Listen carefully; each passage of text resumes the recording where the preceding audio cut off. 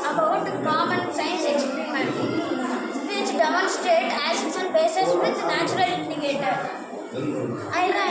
I dip the birds with detergent and write in my chart it color change because the turmeric contains one natural chemical called curcumin. The curcumin acts as the natural indicator.